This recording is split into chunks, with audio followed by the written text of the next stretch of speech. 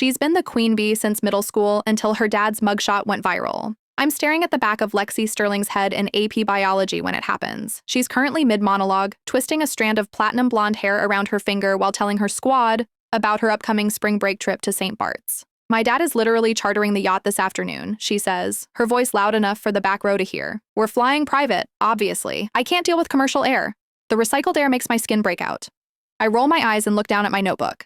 Lexi has been like this since the 6th grade. She lives in the biggest house on the hill, drives a Range Rover that costs more than my parents' mortgage, and treats the rest of us like NPCs in her main character simulation. She's untouchable, or at least she was until about 30 seconds ago. A phone buzzes, then another, then 3 more in rapid succession. It's that distinctive vibration sound of a notification hitting a hard desk surface. Within 10 seconds, the entire classroom is vibrating. It's not a text, it's a news alert. I pull my phone out from under my desk. The screen lights up with a push notification from the local news channel. Breaking, local hedge fund manager indicted on 30 counts of wire fraud and embezzlement. I tap the notification. The image loads and my jaw physically drops. It's a mugshot. The man in the picture looks disheveled. His usually slicked back gray hair is messy, his eyes are wide and bloodshot, and he's wearing an orange jumpsuit. But there is no mistaking that face. It's Mr. Sterling, Lexi's dad. I look up. Lexi hasn't noticed yet. She's still talking about the yacht. I think I'm going to ask him for the new Prada bag as a bon voyage gift, she says, laughing. The girl sitting next to her, Chloe, is looking at her phone. Chloe's face has gone completely pale. She looks at the phone, then at Lexi, then back at the phone. She nudges Lexi. Lexi? What? Lexi snaps, annoyed at being interrupted. You need to look at this, Chloe whispers, sliding her phone across the desk. Lexi sighs, the sound dramatic and condescending. She picks up the phone. What is it? Did they announce the prom theme She stops. The room goes dead silent. You could hear a pin drop. Lexi stares at the screen. Her perfect spray-tanned face drains of all color. She blinks, once, twice, then she laughs. It's a high-pitched fake sound that grates on my nerves. This is fake, she announces loudly, tossing the phone back to Chloe. Someone hacked the news site. It's AI. My dad is literally at his office right now closing a deal. God, people are so jealous, it's pathetic. She looks around the room, daring anyone to challenge her. Stop staring. It's fake news. My dad owns half this town. You think he'd get arrested? Before anyone can answer, the classroom door opens. The principal walks in. He never walks into classrooms. He looks uncomfortable. He spots Lexi. Miss Sterling? He says, his voice quiet. Can you grab your things and come with me, please? Your mother is on the phone. Lexi freezes. The rich girl mask slips for exactly 1 second, revealing pure, unadulterated terror. She grabs her bag, her hands shaking so bad she almost drops it, and walks out. As the door closes, the spell breaks. The entire class erupts. The queen bee just got dethroned, and the show is just getting started. I walked into school the next morning expecting a funeral atmosphere. I thought Lexi would be absent, I thought her locker would be empty, or at the very least, she would be keeping a low profile, wearing a hoodie, and avoiding eye contact. I was wrong. I was so incredibly wrong. Lexi Sterling walked through the double doors of the main entrance like she was walking a runway in Milan. She was wearing a vintage Chanel blazer, oversized sunglasses that covered half her face, and platform heels that clicked loudly against the linoleum floor. She wasn't hiding, she was broadcasting. The hallway went silent. It was that heavy, awkward silence where everyone is trying to look without looking. People pretended to tie their shoes or check their phones, but every single pair of eyes was glued to her. She didn't flinch. She walked straight to her locker, spun the combination lock, and opened it with a casual flick of her wrist. Chloe was standing there, looking like she was about to throw up. Chloe had clearly read the comments on the news articles. She knew exactly how bad it was. But Lexi just smiled.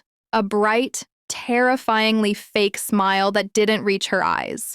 Good morning, Lexi chirped loud enough for the people 3 lockers down to hear. Did you see the new schedule? They moved the assembly to 3rd period. So annoying. I have a Pilates appointment at 1. Chloe blinked, looking confused. Lexi, Are you okay? I mean, with everything? Lexi laughed. It was that same high-pitched, glass-shattering laugh from yesterday. With what? The fake news. Please, Chloe. My dad's legal team is already suing them for defamation. We're going to own that news station by next week. It's actually hilarious. Daddy says it's a hostile takeover strategy. You wouldn't understand. She slammed her locker shut and turned around, scanning the crowd. Her eyes landed on me. I tried to look away, but it was too late. You, she pointed a manicured finger at me. And you? And you, she pointed to 2 other girls from our homeroom. We're going to lunch, my treat. I feel like sushi. Let's go to Nobu. I need to get this negative energy off me. I wanted to say no. I wanted to tell her that I brought a sandwich and that I didn't want to be part of her delusion. But there was something about the way she looked at me, a mix of desperation and a threat that made me nod. It was like she was daring us to say no, daring us to acknowledge the elephant in the room. So, like cowards, we followed her out to the parking lot. We piled into her white Range Rover. It smelled like expensive leather and denial. She blasted pop music the entire way to the restaurant, singing along at the top of her lungs while checking her makeup in the rearview mirror. She was driving aggressively, tailgating cars and honking at pedestrians. It felt like the car was fueled by pure, unadulterated stress. When we got to the restaurant, the hostess greeted us with a tight smile. It was an upscale place, the kind where a glass of water cost $9. Lexi breezed past the "please wait to be seated" sign and pointed to a large booth in the back. "We'll take that one," she announced, "and bring us 3 orders of the spicy tuna crispy rice immediately. I'm starving." We sat down. The tension at the table was thick enough to cut with a knife. Chloe was staring at her napkin like it held the secrets of the universe. The other 2 girls were texting each other under the table. I just watched Lexi. She ordered enough food for 10 people. Sashimi platters, wagyu sliders, specialty cocktails that were technically illegal for us to drink, but the waiter brought anyway because he knew her dad. She was manic. She talked about her summer plans, her new wardrobe, and how she was thinking of redecorating her bedroom. She never mentioned the mugshot. She never mentioned the arrest. "So," she said, popping a piece of edamame into her mouth, "I was thinking for prom, we should all rent a villa in the hills for the after party. My dad can secure the venue. He knows the owner." I choked on my water. "Lexi," I said, unable to help myself, "prom is in 2 months. Do you think maybe you should wait, until things settle down?" She stopped chewing. She looked at me with cold, dead eyes. Settle down? What is there to settle? It's a misunderstanding, a glitch in the system. By prom, my dad will be vindicated and we'll be celebrating on a yacht. I don't Such a buzzkill. The bill arrived 30 minutes later. The waiter placed the black leather folder on the table with a polite nod. Lexi grabbed it without even looking at the total. She pulled out a sleek, black credit card, the kind made of metal that makes a heavy sound when you drop it. She tossed it onto the check like she was dealing a winning hand in poker. "Put 20% on top," she said, waving her hand dismissively. The waiter took the folder and walked to the terminal station near our table. I watched him. He swiped the card. He waited. He frowned. He swiped it again. He waited. He looked at the chip reader. He inserted the card. A loud, distinct beep echoed through the quiet restaurant. It was the sound of rejection. The waiter walked back to the table, looking uncomfortable. "I'm sorry, Miss Sterling. The card was declined." Lexi laughed. "Don't be ridiculous. It's a black card. It doesn't have a limit. Try it again."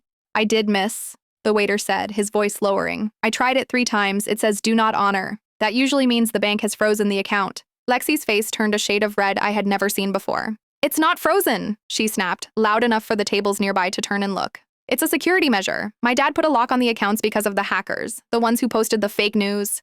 God, you people are so incompetent. She ripped her purse open and started digging. She pulled out another card, a platinum one. "Here, use this one and hurry up. I have class." The waiter took the second card. He walked back to the terminal. We all held our breath. I watched the little light on the machine. Beep. The waiter returned, looking terrified. I'm really sorry. This one is declined too. It says stolen, lost. I can't run it again." Lexi stood up. She slammed her hands on the table. The silverware rattled. "This is harassment," she screamed. "Do you know who my father is? He owns this building. I can have you fired in 5 minutes. Run the card manually." "Miss, I can't," the waiter said, backing away. "The system won't let me. We need another form of payment." Lexi looked around the table. Her eyes were wild. She looked at Chloe. Chloe looked down. She looked at the other girls. They looked away. Then she looked at me. "Pay it," she hissed. "Excuse me?" I said. "Pay the bill," she demanded, her voice dropping to a venomous whisper. "I left my other wallet in the car. Just pay it, and I'll Venmo you when we get back to school. Do it. Now." She wasn't asking. She was ordering. The entire restaurant was staring at us. The humiliation was radiating off her in waves, but she refused to break. She stood there, chin up, acting like a queen waiting for her subjects to handle the messy details of reality. I looked at the bill. $240. That was 2 weeks of pay from my part-time job at the library. I looked at the waiter, who looked like he just wanted to go home. I looked at Lexi's trembling hands. I sighed. I reached into my bag and pulled out my debit card. Split it 4 ways, I told the waiter. We're all paying for our own. Lexi gasped. I'm not paying for my own. I invited you. And you can't pay, I said calmly, handing my card to the waiter. Chloe, you got yours? Chloe nodded frantically, pulling out a crumpled $20 bill and a card. The other girls did the same. Lexi stood there, frozen. She didn't have cash. She didn't have a working card. She had nothing. I'll cover her share, I told the waiter, feeling a mixture of pity and disgust. Just put it on mine. The waiter nodded and hurried away. Lexi sat back down, sliding into the booth until she was almost invisible. She didn't say a word while we waited for the receipts. She didn't say, thank you. She didn't apologize. She just stared at the table, her knuckles white as she gripped her empty purse. When we walked out of the restaurant, she grabbed my arm. Her grip was tight, her nails digging into my skin. She pulled me close, her face inches from mine. I could smell her expensive perfume mixed with sweat. If you tell anyone about this, she whispered, her voice shaking with rage, I will ruin you. I will make up a rumor so bad you'll have to move states. My dad is going to fix this, and when he does, you're going to regret humiliating me. She let go of my arm and marched to the driver's side of her Range Rover. Get in, she screamed at us. We're going to be late. I got in the car. I didn't say anything. I didn't have to. I knew the truth now. The security measure wasn't hackers. The bank hadn't made a mistake. The accounts were frozen because the feds had stepped in. The queen bee was broke. And as we drove back to school in silence, I realized that for the first time in her life, Lexi Sterling wasn't driving the car. She was just a passenger in a crash that was happening in slow motion. The 3 o'clock bell rang, signaling the end of the longest school day in human history. I packed my bag in record time, desperate to get to my car and get as far away from Lexi Sterling as possible. The threat she whispered to me at Nobu was still ringing in my ears. I knew she meant it. Lexi didn't make empty threats. She destroyed reputations for sport.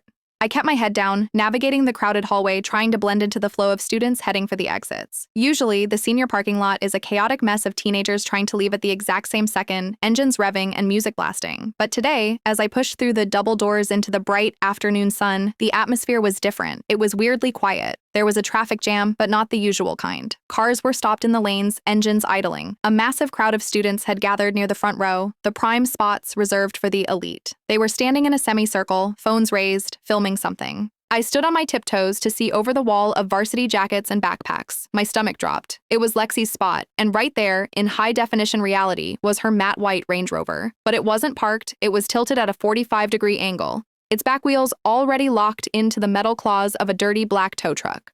I froze. This wasn't a flat tire. This wasn't a breakdown. This was a repossession.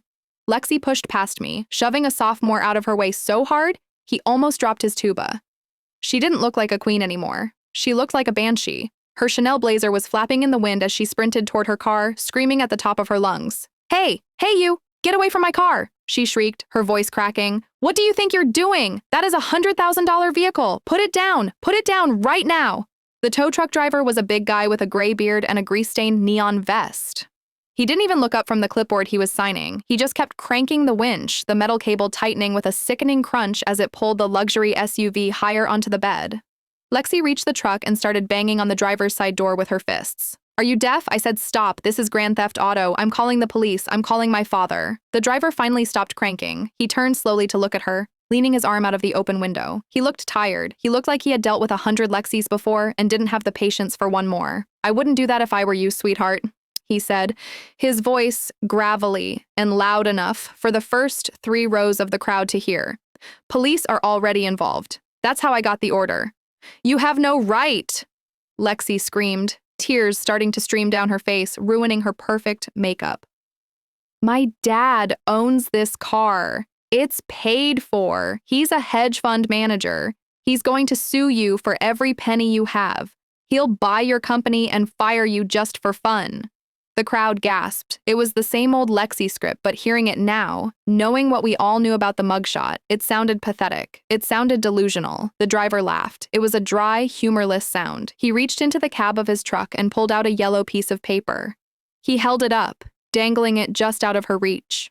Your daddy don't own this car, bank does, the driver said flatly. And your daddy hasn't made a payment on this thing since August. That's 6 months of missed notes, Missy. We've been trying to repo this unit for 3 weeks, but he kept hiding it in the garage. Guess he forgot to tell you to keep it locked up today. The silence that followed was absolute. August? He hadn't paid since August. The fraud wasn't just a recent thing. The arrest wasn't a mistake. The Sterlings had been broke for half a year, and Lexi had been walking around school acting like she was royalty while her dad was dodging repo men. Lexi stared at the yellow paper. She looked like she had been slapped. You're lying, she whispered, her voice trembling. That's a lie. He paid it. He told me he paid it in full. It's a wire transfer error. Yeah, well, tell it to the bank, the driver said. He tossed the clipboard onto the passenger seat and engaged the hydraulics. The truck groaned as the Range Rover was fully hoisted onto the bed. It looked like a beached whale, helpless and exposed. Lexi snapped. She lunged for the truck. She actually tried to climb onto the running board, grabbing the side mirror of the tow truck. No, you can't take it. My bag is in there. My cheer uniform is in there. Let me get my stuff. Back off, the driver yelled, revving the engine. A plume of black diesel smoke shot out of the exhaust pipe, engulfing Lexi. She coughed, stumbling back, her heels twisting on the asphalt. She fell hard onto her knees, scraping them against the grid of the parking lot. That was the moment. That was the image that ended her reign.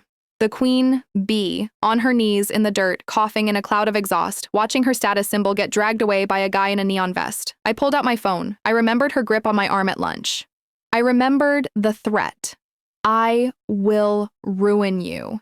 I looked at her, pathetic and broken, and for a split second, I felt sorry for her. But then I looked at Chloe, standing in the crowd, looking terrified that she would be next. I looked at the years of bullying Lexi had put us all through. I opened my camera app. I hit record. Lexi, I said, my voice cutting through the silence. She looked up. Her eyes met the lens of my camera. Is this part of the hostile takeover strategy? I asked. Lexi's eyes went wide. She scrambled to her feet, ignoring the blood trickling down her shin. She lunged at me, but the crowd was too thick. People were blocking her path, holding up their own phones, capturing every angle of her meltdown. She spun around in a circle, realizing she was surrounded by lenses. She was the content now. Stop it, she screamed, covering her face with her hands. Stop filming! It's illegal! I'll sue all of you! The tow truck driver honked his horn, a loud blasting sound that made everyone jump. He shifted into gear and pulled away. We all watched as the white Range Rover, the car Lexi had used to terrorize the freshman class, the car she had used to cut people off in the pickup line, bounced away down the street, secured by rusty chains. Lexi stood alone in the empty parking spot. A grease stain from the truck was right next to her Prada loafer. She looked around, searching for an ally. She looked at Chloe. Chloe took a step back, hiding behind a tall football player. Lexi looked at her boyfriend, Tyler. Tyler looked at his watch, muttered something about practice, and walked the other way. She was radioactive. She looked at me one last time, hate burning in her eyes, but she didn't say a word. She couldn't. She had no leverage left. She pulled her phone out of her pocket. I watched her try to open the Uber app. Her fingers were shaking so hard she kept typing the wrong password. Declined, someone in the back of the crowd shouted, mimicking the waiter from lunch. The entire parking lot erupted in laughter. It was cruel. It was brutal. But it was the release of 4 years of pent-up frustration. Lexi burst into tears, turned on her heel, and ran. She didn't run to a car. She ran toward the back exit of the school, cutting through the soccer field, her expensive heels sinking into the mud with every step. I stopped recording. I looked at the video file. It was 30 seconds of pure destruction. I knew if I posted it, it would go viral within the hour. I hovered my thumb over the post button.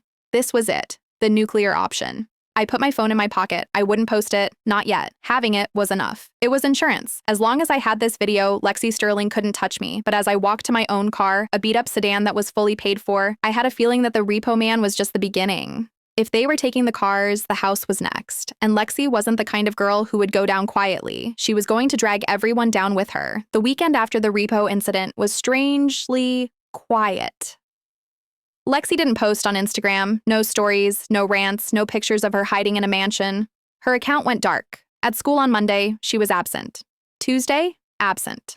By Wednesday, the rumor mill was churning out theories faster than we could consume them. Some said she moved to Switzerland to live with an aunt. Others said she was in a mental health facility in Malibu, but I knew better. Lexi wouldn't leave town. Leaving would look like losing. She was plotting.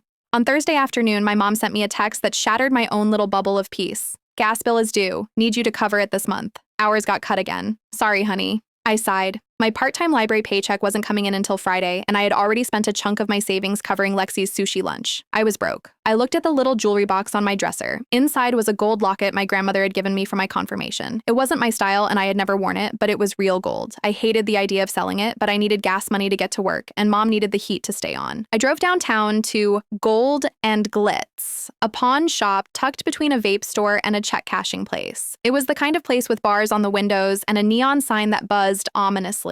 I parked my beat-up sedan around the corner, pulled my hoodie up, and walked quickly to the entrance. I didn't want anyone from school seeing me here. The bell on the door jingled as I walked in. The shop smelled like stale cigarettes and metallic cleaner. Glass cases lined the walls, filled with acoustic guitars, power tools, and trays of wedding rings that probably had sad stories attached to them. I walked toward the counter, rehearsing my negotiation speech in my head. That's when I heard the voice. No, you don't understand. This is a Birkin, a Himalayan Birkin. It retails for $50,000. You can't offer me $300 for it. That's insulting. I froze. That voice. It was raspy, desperate, and cracking with stress, but I knew it. I peeked around a rack of used leather jackets. There, standing at the counter, was Lexi Sterling. But it wasn't the Lexi I knew. She was wearing a baggy gray hoodie that looked 3 sizes too big, black leggings with a small hole in the knee, and giant sunglasses that were definitely hiding dark circles. Her platinum hair was pulled back in a messy bun, the roots showing a distinct inch of dark brown growth. She looked normal. She looked like a girl who was trying to disappear. On the counter in front of her was a pile of luxury goods that looked totally out of place in the dingy shop. A Chanel bag, a pair of diamond stud earrings, a Cartier love bracelet, and the bag she was currently arguing about, the white crocodile skin Birkin she had brought to school every day since sophomore year. The pawnbroker, a guy named Rick who looked like he had seen it all, didn't even blink. He chewed on a toothpick and leaned over the counter. "Look, sweetheart," Rick said, his voice bored. "I don't care what it retails for. I care what I can sell it for. And right now, the market is flooded. Plus, I don't have papers for this. No certificate of authenticity, no box. For all I know, you bought it on Canal Street. $300, take it or leave it." "It's real!" Lexi shrieked, slamming her hand on the counter. "My dad bought it for me in Paris. I can show you photos of me wearing it on his yacht." "Photos ain't papers," Rick said, turning away to organize some watches. $300 for the bag, $200 for the bracelet, $500 total, cash, right now. Lexi stared at him. She was shaking. I watched her shoulders slump. The fight drained out of her. $500 for items that probably cost her dad 50 grand. It was robbery. But she had no choice. She needed the money. "Fine," she whispered. "Just give me the cash." Rick counted out 5 crisp $100 bills. Lexi snatched them up like a starving animal grabbing food. She shoved the money into her hoodie pocket and turned around to leave. She ran right into me. We both froze. For a second, the only sound in the shop was the buzzing of the neon sign. Lexi's sunglasses slipped down her nose. Her eyes were red-rimmed and bloodshot. She looked at me, then at the locket in my hand, then back at my face. She realized instantly that I had seen everything. The transaction, the desperation, the fall. "You," she breathed. "Lexi," I said, instinctively clutching the locket tighter. She grabbed my arm and dragged me into the corner of the shop behind a display of used chainsaws. "What are you doing here?" she hissed, looking around wildly to see if anyone else was watching. "Are you following me? Did you track my phone?" "No." I pulled my arm away. "I'm here to sell a necklace. Same as you. Unlike you, I actually need the money for bills, not whatever this is." Lexi let out a frantic, hysterical laugh. "Bills? You think I'm selling my Birkin for fun? The feds froze everything, you idiot, everything. They put a padlock on the house yesterday. My mom and I are staying at the Motel 6 off the highway. Do you have any idea what the sheets feel like there? They feel like sandpaper." She was unraveling. The queen bee facade was gone, replaced by a terrified teenager who was watching her world burn down. But then, just as quickly, the old Lexi flickered back to life. Her eyes narrowed. She looked at the cash in her pocket, then at the fake jewelry display next to us. She reached into her pocket and pulled out a bracelet. It wasn't the Cartier one she just sold. It was a gold chain with charms on it. It looked expensive. "Here," she said, shoving it into my hand. "Take it." "What?" I looked down at the bracelet. "I don't want this." "It's Tiffany," she said, her voice taking on that familiar, manipulative edge. "It's worth like $2 grand. Take it. Consider it a gift, a peace offering for the lunch thing." I stared at her. "Why are you giving me this, Lexi?" "Because," she stepped closer, lowering her voice, "you didn't see me here." okay? You never saw me. You didn't see me selling my bag. You didn't hear about the motel. If anyone at school asks, I was in New York for a modeling casting, okay? She was bribing me. She was actually trying to buy my silence with a bracelet she probably stole from her mother's jewelry box. It was so pathetic it made my stomach hurt. I looked at the bracelet. It was heavy. It was beautiful. For a split second, I thought about how much it would help with the gas bill, how easy it would be to just take it and walk away. But then I looked at Lexi's face. She wasn't asking for a favor. She was buying an accomplice. If I took this, she owned me. If I took this, I was part of her lie. I shoved the bracelet back into her chest. Keep it, I said coldly. You're going to need it for the motel bill. Lexi looked shocked. She stumbled back, clutching the bracelet. You can't just… I'm not taking your bribe, Lexi, I said, stepping around her. And I don't care about your secrets. You're doing a great job of exposing yourself without my help. Wait! She grabbed my shoulder again. Please, you don't understand. If they know we're broke, the GoFundMe won't work. I stopped. The what? Lexi covered her mouth, realizing she had said too much. Nothing. Forget I said that. Just don't say anything. Please. I'm begging you. It was the first time I had ever heard Lexi Sterling beg. It was uncomfortable. It felt wrong, like watching a predator try to act like prey. I won't tell anyone you were at a pawn shop, I said, because honestly, kicking her while she was down felt gross, even for me. But whatever scam you're planning, don't drag me into it, and leave Chloe out of it too. Lexi straightened up. She put her sunglasses back on, hiding her terrified eyes. She took a deep breath, and suddenly, the posture returned.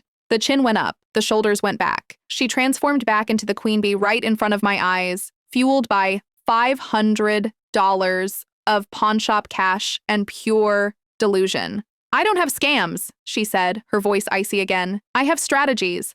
Watch yourself, narc. You might regret turning down a Tiffany bracelet when I'm back on top next week. She turned and walked out of the shop, the bell jingling cheerfully as she exited into the gray afternoon. I watched her get into a yellow taxi that was waiting at the curb, not an Uber Black, just a regular, dirty cab.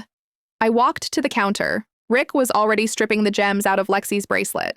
What can I do for you, kid? He asked, not looking up.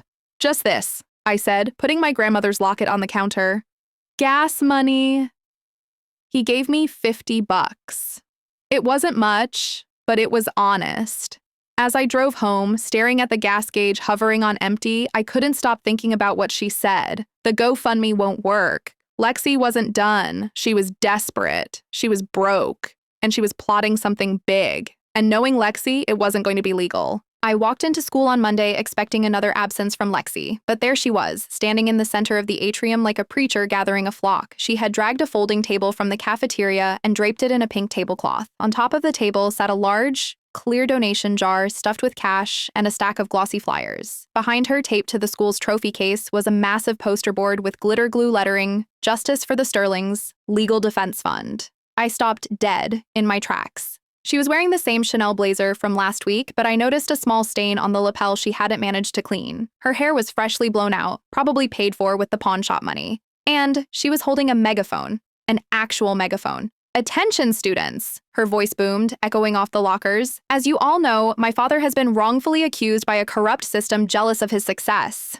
We are launching a legal defense fund to fight these false charges. Every donation helps fight tyranny. Plus, donors get an invite to my exclusive Freedom Party this weekend. I watched in horror as a line of freshmen actually started forming. They were pulling out 5s and 10s, dropping them into the jar. Lexi was smiling, handing out Justice for Sterling wristbands that looked suspiciously like the cheap rubber ones you buy in bulk on Amazon. Chloe was sitting behind the table, handling a laptop. She looked miserable. She wasn't making eye contact with anyone. She was just typing, over and over again. I walked up to the table. Lexi spotted me, and her smile faltered for a microsecond before widening into a predator's grin. Well, if it isn't the pawn shop lurker, she said, loud enough for only me to hear, lowering the megaphone. Here to donate, or just here to be jealous? What is this, Lexi? I asked, gesturing to the setup. Legal defense fund? Your dad has a court-appointed lawyer. I saw it on the news. That's temporary, Lexi scoffed. We're hiring a dream team, but top-tier justice isn't free. We need community support. It's practically a charity. We're fighting for constitutional rights.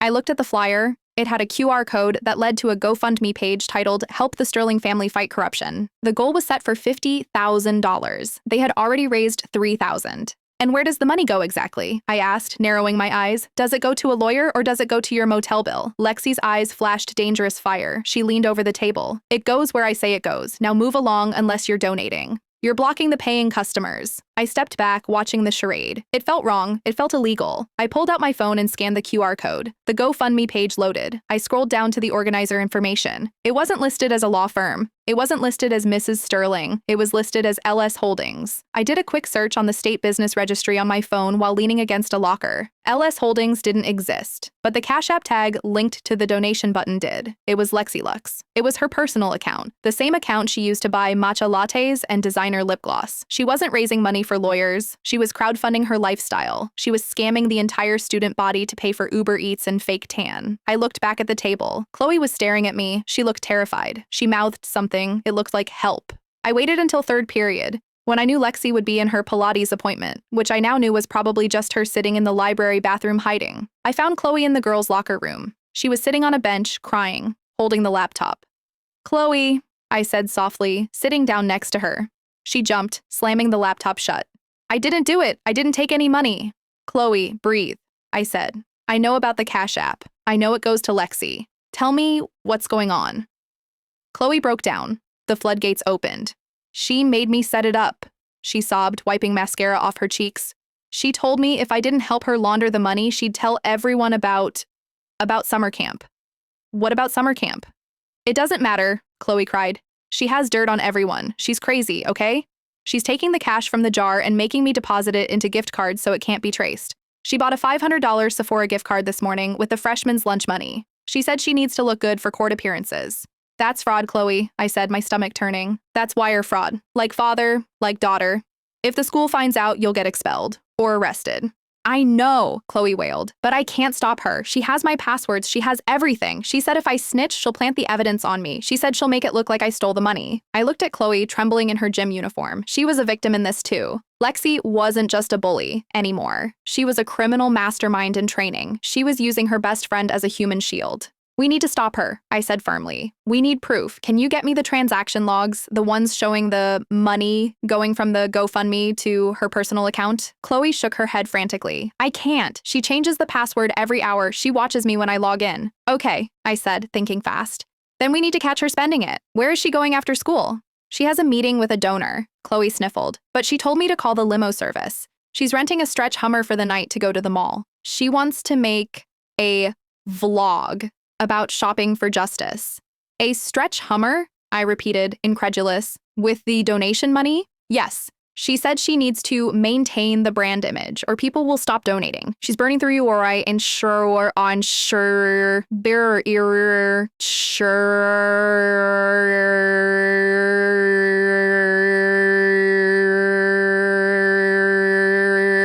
fast as it comes in." I stood up. "Okay, Chloe, you keep your head down. Do exactly what she says. But don't sign anything. Don't put your name on anything. I'm going to handle this." I walked out of the locker room with a plan forming in my head. I didn't have the transaction logs, but I had something better. I knew where she was going to be. After school, I drove my sedan to the mall. I parked near the valet entrance, the spot where all the rich kids got dropped off. Sure enough, 20 minutes later, a ridiculous white stretch Hummer pulled up. It was so long it blocked traffic. The driver got out and opened the back door. Lexi stepped out. She was wearing a new outfit, a white jumpsuit that screamed innocent victim, and sunglasses. She was holding a selfie stick, filming herself. "Hey guys," she shouted into her phone. "Just arrived at the headquarters, the mall, to pick up some essential supplies for the legal team. Thank you so much to everyone who donated. We are fighting the power." I watched from my car, recording on my phone. She walked straight into Louis Vuitton. She wasn't buying legal pads. She wasn't buying court clothes. She walked out 20 minutes later, carrying 3 massive orange shopping bags. She got back into the Hummer. I stopped recording. I had the video. Lexi Sterling, fighting for justice, spending charity money on luxury handbags while her dad sat in a jail cell. It was disgusting. It was perfect, but I couldn't post it yet. If I posted it now, she'd spin it. She'd say it was a gift from a rich aunt. She'd say the bags were props. I needed undeniable proof that the money came from the students. I needed to catch her hand in the cookie jar, and I knew exactly where the next cookie jar was. Prom was coming up, and Lexi was the student council treasurer. I drove home, my mind racing. Lexi thought she was playing 4D chess, scamming teenagers and laundering money through Sephora gift cards. But she forgot one thing. She was sloppy. She was arrogant. and she had just made an enemy of the one person who noticed everything. I pulled up the school's website on my phone and checked the student council page. Treasurer, Lexi Sterling. Prom budget, $15,000. My blood ran cold. The legal defense fund was peanuts. The GoFundMe was just pocket change. The real jackpot was the prom fund. And if Lexi was desperate enough to pawn her jewelry and scam freshmen, she wasn't going to let $15,000 just sit there. She was going to rob the school, and I was going to be there when she did. Prom season hits our high school like a Category 5 hurricane. It's not just a dance, it's a geopolitical event. The hallways turn into runways. Promposals disrupt fourth period calculus, and the ticket sales booth in the cafeteria becomes the most heavily guarded fortress in the county. Tickets are $200 a pop. Cash only. The school administration is old school like that. They claim it prevents digital fee skimming, but really, it just creates a massive pile of untraceable cash. Lexi Sterling, despite her family's implosion and her new side hustle as a scam artist, was still the student council treasurer. Nobody had removed her. Most people were too afraid of her, and the teachers were too busy dealing with the fallout of her dad's arrest to realize they had left the fox in charge of the hen house. On Wednesday, the ticket sales booth opened. Chloe was manning the cash box, looking like she hadn't slept in a week. Lexi was hovering over her shoulder, supervising. "Make sure you count the 20s twice," Lexi instructed loudly, snapping her gum. "We can't have any discrepancies. Integrity is everything." I watched from a table nearby, pretending to study. I saw the way Lexi's eyes tracked every bill that went into the metal lockbox. She wasn't looking at the money like a treasurer. She was looking at it like a starving wolf looks at a lamb. By Friday afternoon, the box was full. Rumor had it there was over $8,000 in cash sitting in that tin box. At 3 p.m., Chloe locked the box and handed the key to Lexi. "I'll take it to the safe in the principal's office," Lexi announced, grabbing the heavy box. "You go home, Chloe. You look tired." "Are you sure?" Chloe asked, her voice trembling. "Mr. Henderson said we should walk it together." "Do you not trust me?" Lexi's voice dropped an octave. "After everything I've done for you? Go. Home." Chloe fled. Lexi stood there for a moment, holding the box. She looked around the emptying cafeteria. She saw me sitting there. She smiled, a tight, nasty little smirk, and walked toward the administrative hallway. I waited 10 seconds, then packed my bag and followed her. I kept my distance, staying close to the lockers. I saw her turn the corner toward the principal's office, but she didn't go in. She stopped at the janitor's closet, 2 doors down. She looked left, looked right, and slipped inside. I crept closer, pulling out my phone. I stood outside the closet door, heart pounding. I could hear rustling. I heard the distinct click of the lockbox opening. Then, the sound of ruffling paper. Swish, swish, swish. She was counting it, or taking it. I was about to burst in, phone recording, when the door flew open. Lexi stood there. She wasn't holding the cash. She wasn't holding the box. She was holding her empty tote bag. She looked at me, and her eyes went wide with mock surprise. "Following me again?" she asked, her voice sweet as poison. "You really are obsessed." "Where's the money, Lexi?" I asked, looking past her into the dark closet. It was empty. "What money?" She stepped out, closing the door behind her. "I just dropped the box off with Mr. Henderson. I just popped in here to check my makeup." "The lighting in the hallway is tragic." "I heard the box open," I said, stepping closer. "I heard you." Lexi laughed. "You hear what you want to hear. You're delusional. Maybe you should focus on your own life instead of stalking me." She brushed past me, her shoulder checking mine hard. "See you at prom." "Oh wait, can you even afford a ticket?" She walked away, heels clicking. I stood there, confused. I checked the principal's office. The door was locked. Mr. Henderson had left for the day at 2:30 p.m. Lexi knew that. She hadn't dropped anything off. The next morning, chaos erupted. I was in gym class, tying my sneakers, when the principal's voice boomed over the intercom. "Will the following student please report to the main office immediately? My name." The locker room went silent. Being called to the office by name was never good. I felt a pit in my stomach. I walked to the office, my hands sweating. When I walked in, Mr. Henderson was standing behind his desk. A police officer was standing next to him. And sitting in the corner, crying crocodile tears into a tissue, Wenchile Lexi. "My name?" Mr. Henderson said, his voice grave. "We have a serious situation. The prom funds are missing. The lockbox was found empty in the janitor's closet this morning." My heart stopped. I didn't take it. I saw Lexi with it yesterday. She went into the closet. "That's not what Miss Sterling says," the officer said, stepping forward. "She says she gave the box to you to hold while she went to the bathroom, and when she came back, you were gone." "That's a lie," I shouted, looking at Lexi. She wouldn't meet my eyes. She just sobbed louder. "I trusted her," Lexi wailed. "She said she wanted to help. She said she needed money for her gas bill." I saw her at the pawn shop last week, Mr. Henderson. She was selling her grandmother's jewelry. She's desperate. The room spun. She had weaponized the pawn shop. She had twisted the one moment of vulnerability I had shown her and used it to frame me. "We need to search your locker, miss," the officer said. "Fine," I said. "Search it. You won't find anything." We walked to the gym locker room. The officer opened my locker. He moved my gym bag. He moved my towel. And there, tucked behind my history textbook, was a thick roll of cash, rubber-banded. "Is this yours?" the officer asked, holding up the money. I stared at it. It was impossible. My locker was locked. "No, that's not mine. She planted it. She must have picked the lock. Or she knows the combination." I looked at Lexi. She was standing behind the principal, wiping her eyes. For a split second, the tissue moved, and I saw a smile. A tiny, triumphant, evil smile. "I'm afraid we're going to have to suspend you pending a full investigation," Mr. Henderson said, looking disappointed, "and we'll need to call your parents." I felt like I was drowning, suspended, labeled a thief. My mom would be devastated. Lexi had won. She had stolen the money, framed me, and secured her cover story all in one move. As they escorted me out of the school, Lexi walked past me. She leaned in, whispering so quietly only I could hear. "I told you I have strategies. Enjoy your suspension. Narc." I sat in the back of my mom's car an hour later, listening to her cry on the phone to my dad. She believed me, but she was terrified. Grand larceny charges could ruin my life. "I didn't do it, Mom," I said, staring out the window at the passing houses. "It was Lexi. She set me up." "We need proof, honey," Mom said, wiping her eyes. "Without proof, it's her word against yours. And her word, well, she's a sterling. Even broken, that name has pull. Proof. I needed proof." I thought about the janitor's closet. I thought about the hallway. And then it hit me. The hallway. The administrative hallway had cameras. But Lexi knew that. She would have been careful to block the camera's view of the handoff. But she forgot something. The gym lockers.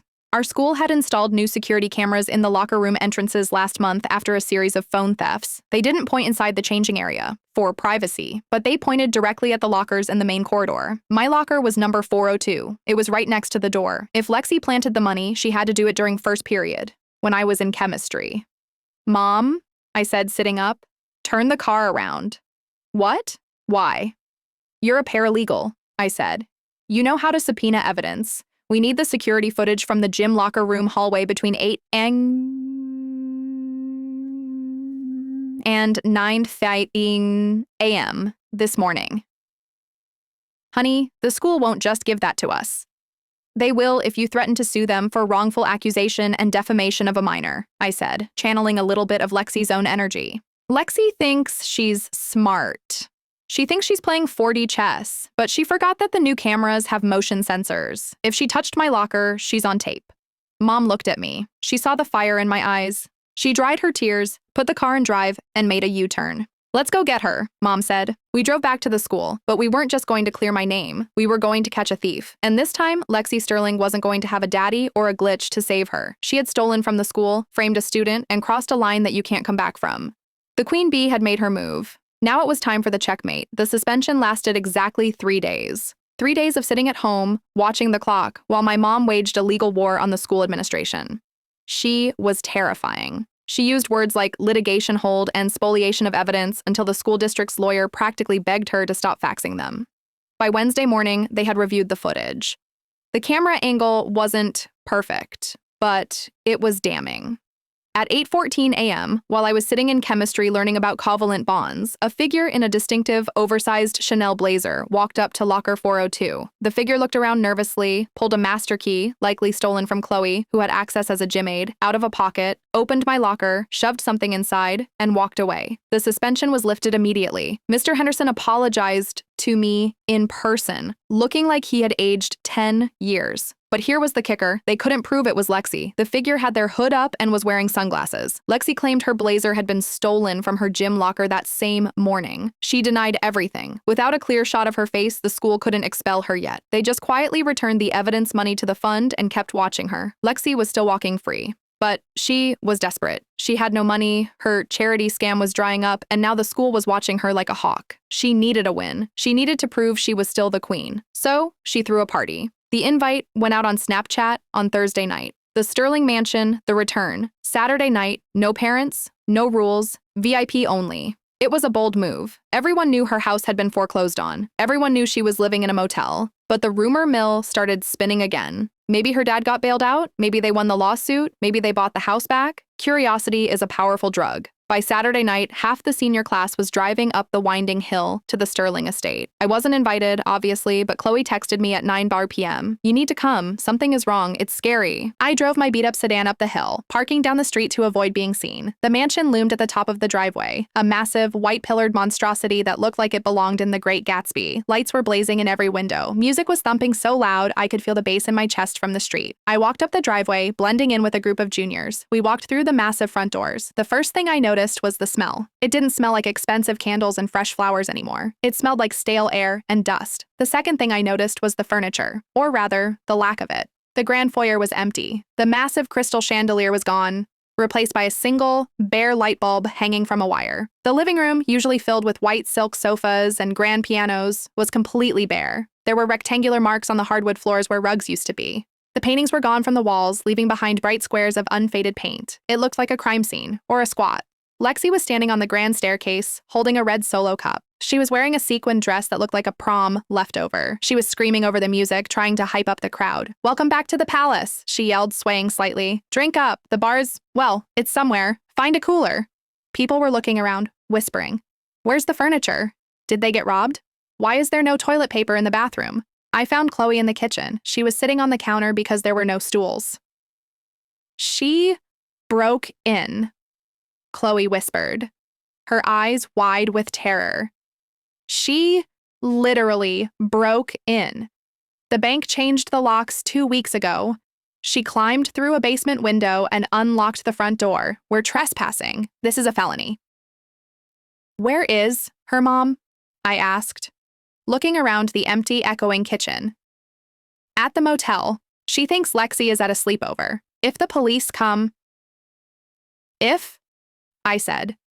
"Chloe, the neighbors probably called them 10 minutes ago. This house is supposed to be empty. It's bank-owned property." Just then, the music cut out. A silence fell over the house, heavy and sudden. Everyone froze. From the front entryway, a voice boomed out. It wasn't Lexi. It was deep, angry, and amplified. "This is the police. Everyone stay where you are." Panic. Instant, chaotic panic. Kids started scrambling for the back doors. People were jumping out of first-floor windows. I grabbed Chloe's arm. "Don't run. If we run, we look guilty. Just stay here." 2 uniformed officers walked into the kitchen, followed by a woman in a sharp business suit. She looked like a shark. She was holding a clipboard. "Who is responsible for this?" the woman demanded, looking around the empty kitchen with disgust. "This is a bank-owned asset. You are all trespassing on federal property." Lexi stumbled into the kitchen, pulled by another officer. She looked wild. Her mascara was running. Her sequined dress was torn at the hem. "It's my house," Lexi screamed, trying to pull away from the cop. "I live here. My name is on the deed." "Well, my dad's name. You can't kick me out of my own house." "Miss Sterling," the woman said, checking her clipboard, "this property was seized by First National Bank on the 15th of last month. You were evicted. You received the notice. You have no right to be here." "It's a clerical error," Lexi shrieked. "My dad paid it. Check the wire transfer. It's the hackers. They deleted the payment." The woman sighed. She looked at the officer. "Get them all out and charge her with breaking and entering." "No," Lexi yelled. She looked around the room, her eyes landing on the crowd of students watching her final humiliation. She saw me. She saw Chloe. She saw the phone's recording.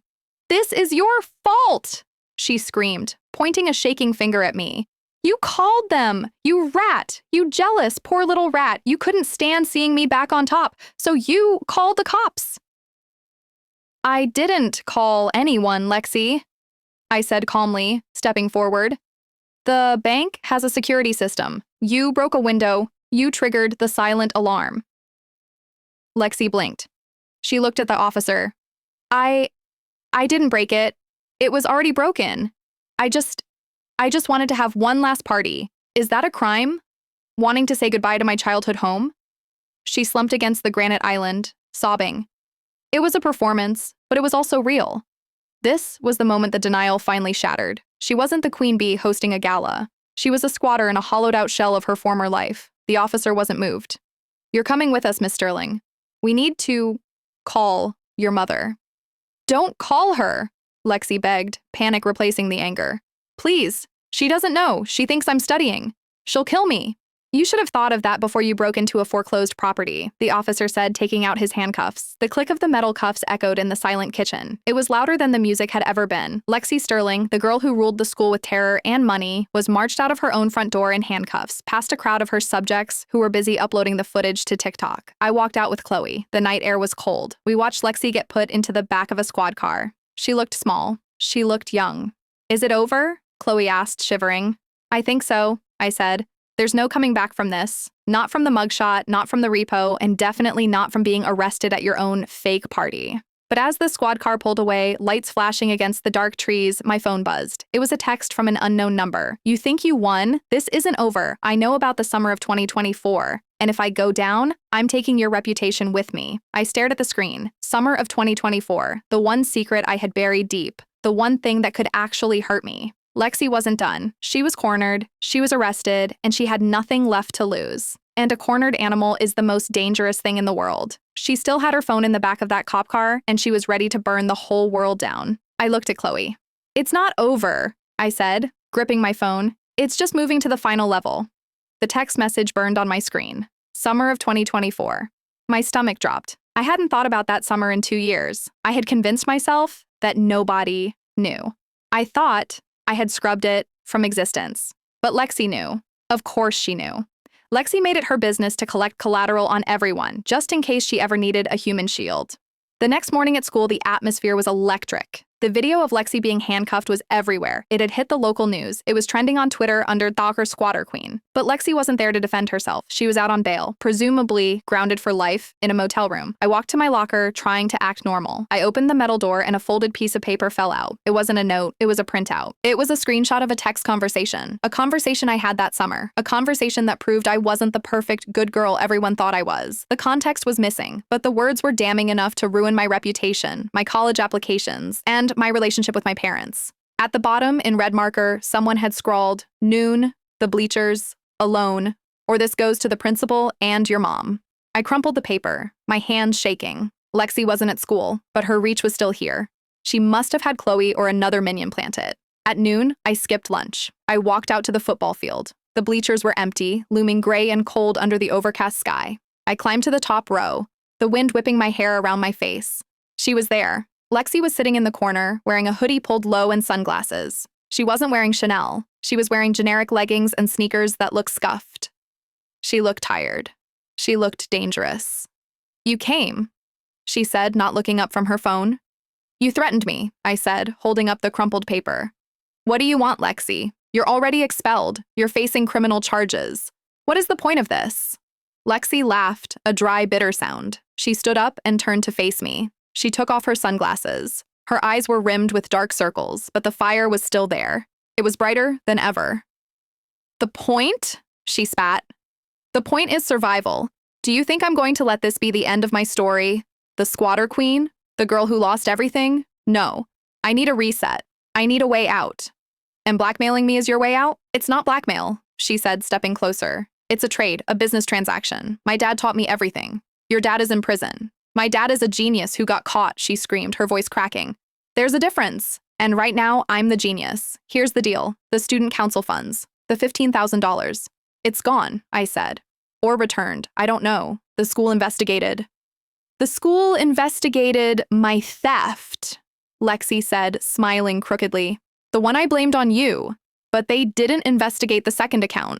I froze. "What second account?" "I was treasurer for 3 years," Lexi whispered, leaning in close. "I didn't just take cash from the box. I set up a secondary transfer system, a recurring withdrawal, small amounts, $50 here, 20 there, over 3 years. It adds up to about 10 grand. It's sitting in a Venmo account right now." "You stole $10,000 from the school?" I stared at her, horrified. "I borrowed it," she corrected. "But here's the problem. The school is doing a full audit now. They're going to find the missing money. And when they do, they're going to look at me. I can't take another charge, my name. Breaking and entering is one thing. Grand larceny over 3 years? That's juvie. That's real prison. So turn yourself in. Give the money back." "I can't," she yelled. I spent it. It's gone. The clothes, the trips, the car payments, it's all gone. She took a deep breath, composing herself. So here's the plan. You're going to fix it. You have access to the accounting software. You helped Mr. Henderson with the budget last semester. I saw you logging in. You know the admin password. You want me to cook the books for you? I laughed, incredulous. You are insane. I want you to delete the transaction history, Lexi said coldly. Wipe the last 3 years of Venmo transfers. Make it look like a software glitch. If you do that, the audit finds nothing. The money is just lost. I walk away. And you? She pointed to the crumpled paper in my hand. You get to keep your little secret buried forever. And if I say no? Then I hit send, she said, holding up her phone.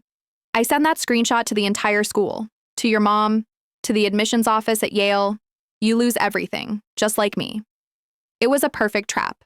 She had me. The secret was bad enough to derail my future.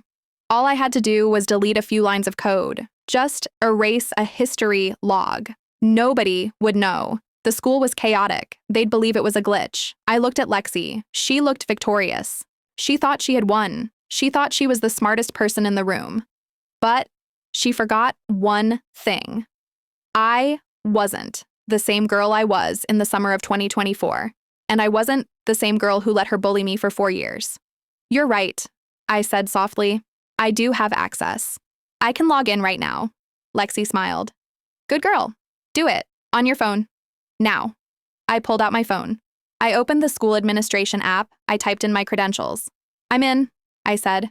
Go to the transaction log, Lexi commanded, watching over my shoulder. Select external transfers. Select all. Delete. I navigated to the screen. I saw the transfers. Venmo, Lexi Lux, dozens of them. Proof of 3 years of theft. I looked at the delete button. Then I looked at the export button. Do it, Lexi hissed. You know, Lexi, I said, my thumb hovering over the screen. My dad isn't a hedge fund manager. He's an IT guy. He taught me a lot about computers, like how nothing is ever really deleted and how backups work. What are you talking about?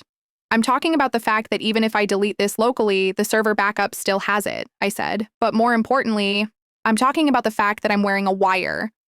Lexi froze. She took a step back. What? I unzipped my hoodie slightly. Taped to the inside of my pocket was my second phone. It was on a voice memo call. I'm not recording, I said, smiling.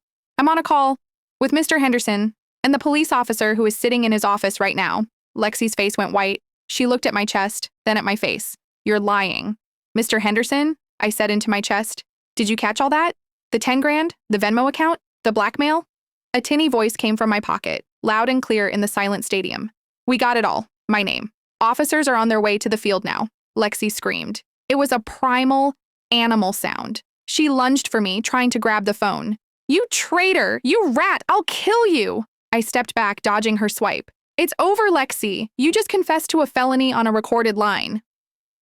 You tried to blackmail a witness. You dug your own grave.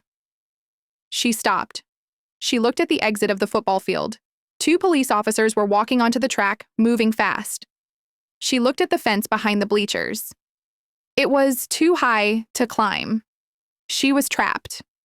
She looked at me one last time. The anger faded, replaced by pure, crushing defeat. Why? She whispered. I offered you a way out. Why would you blow up your own life just to hurt me? I held up the crumpled paper with my secret on it. I ripped it in half, then in quarters. I let the pieces fall through the bleacher slats, fluttering down into the darkness below. Because, I said, watching the cops run up the stairs, my secret is embarrassing, but it's not a crime, and I'd rather face my own mistakes than let you win one more time. The officers reached us. Alexis Sterling, one of them said, grabbing her arm. You are under arrest for extortion, grand larceny, and violation of bail conditions. They cuffed her again. This time she didn't fight. She didn't scream. She just slumped, letting them drag her away. She looked like a ghost. I stood alone on the top of the bleachers, watching them take her away. The wind was cold. My heart was pounding. I knew Lexi might still try to release my secret. She might scream it from the back of the cop car. But I realized I didn't care. The queen was dead, and I was the one who buried her. I took my phone out of my pocket and ended the call. Thanks, Mr. Henderson, I said. You did the right thing, kid, he said. Go home. We'll handle the rest. I walked down the bleachers, leaving the pieces of my past in the dirt. It was finally over. Or so I thought. Because as I walked to my car, I saw Chloe standing by the gate. She looked terrified. She sent it, Chloe whispered. Before the cops grabbed her phone, she hit send. I looked at my notifications. My phone was blowing up. A mass text to the entire senior class. An image attachment. I took a deep breath. I looked at the sky, and I pressed open. The image loaded on my screen. It was blurry. A screenshot of a screenshot, pixelated from being passed around. It was the text thread from the summer of 2024. The secret that Lexi had held over my head like a guillotine blade. I stared at it. It was a conversation between me and a boy named Jake. Jake, who was dating my best friend at the time. In the texts, I admitted I had feelings for him. I admitted I wished they would break up. It was messy. It was disloyal. It was the kind of petty teenage betrayal that feels like the end of the world when you're 16. I looked up at Chloe. She was holding her phone, looking at me with pity. Everyone has it, she whispered. The group chat, the football team, the cheer squad. She sent it to everyone. I waited for the shame to hit me. I waited for the crushing weight of embarrassment to make me want to disappear. But instead, I felt nothing. I felt relief. Okay, I said, putting my phone in my pocket. Chloe blinked. Okay, that's it? She just exposed you as a backstabber. She exposed me as a girl who had a crush on her friend's boyfriend 2 years ago, I said, shrugging. I was 16. I was stupid. I didn't act on it. I didn't cheat. I just sent a text. I looked at the empty football field where Lexi had just been arrested. Compared to grand larceny, extortion, and stealing from a charity, I think I'll survive being called a bad friend. Lexi had miscalculated. She thought everyone operated on her level of shame.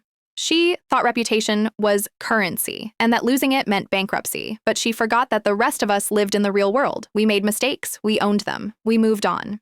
The next few weeks were a blur of legal proceedings and gossip.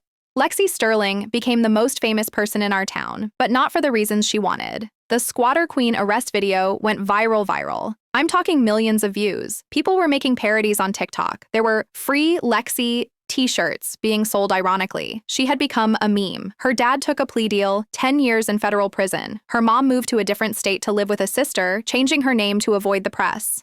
And Lexi was sent to a juvenile detention center until she turned 18, followed by probation and thousands of dollars in restitution. The school slowly returned to normal. The Justice for Sterling's posters were taken down. The prom fund was replenished by the school district's insurance. Mr. Henderson retired early, citing stress-induced health issues. I faced the music with my friends. I apologized to the girl Jake dated. She was mad for a week. Then she laughed about it. Honestly, she said, Jake was a loser anyway. You can have him. The power of Lexi's blackmail evaporated the moment I stopped being afraid of it. But there was one loose end, one final piece of the puzzle that didn't fit. The pawnbroker. 2 months later, I was driving past Golden Glitz on my way to the library. I saw a going out of business sign in the window. Curiosity got the better of me. I pulled over and walked inside. Rick was packing boxes. The shelves were mostly empty.